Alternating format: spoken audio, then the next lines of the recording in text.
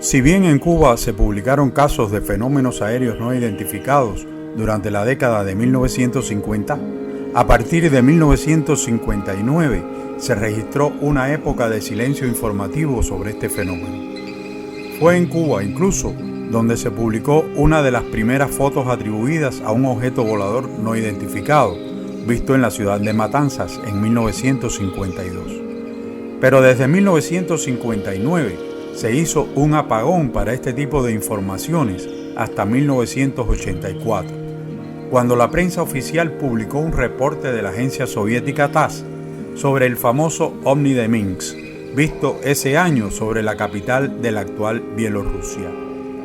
Esta historia, considerada uno de los reportes ovni más sensacionales en la Unión Soviética, fue reportada por tripulantes de un avión comercial que volaba hacia el norte el 7 de septiembre de 1984.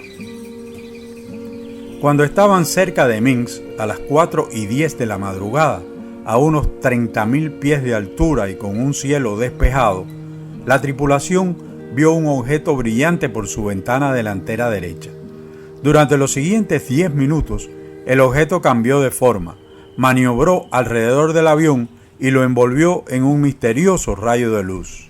El ovni también fue visto desde otro avión, cuya tripulación fue alertada por los operadores de control de tráfico aéreo tras registrar la señal del intruso.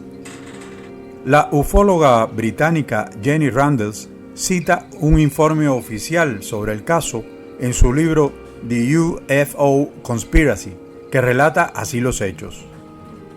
Una mancha salió disparada hacia abajo y proyectó un cono de luz brillante al suelo. Aparecieron 2 haces adicionales y se podía ver que el suelo estaba iluminado. Luego, un rayo giró e iluminó el avión. La luz pareció acercarse y se resolvió en una luminosidad verdosa. Había múltiples luces de diferentes colores y zigzags. El objeto parecía cambiar de forma. Desarrolló un apéndice que se convirtió en una nube avión sin alas con una cola puntiaguda y un resplandor verde fosforescente. Un radar terrestre que detectó el objeto experimentó una interferencia inusual. Hasta aquí el relato citado por Randle.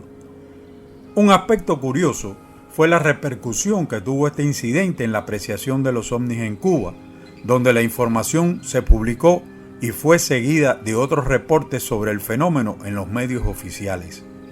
Con la divulgación del incidente de Minsk, se cerró así un periodo de silencio sobre los ovnis. Pero fue ciertamente curioso el significado que para los cubanos tuvo el avistamiento de un objeto volador no identificado a 9.155 kilómetros de distancia. Tanto el apagón ovni cubano de 1959 a 1984 como el ovni de Minsk carecen de una explicación, pero ciertamente desde entonces se ha ganado en el mundo mucho de comprensión sobre los extraños avistamientos, aunque siguen sin ser aclarados totalmente hasta ahora.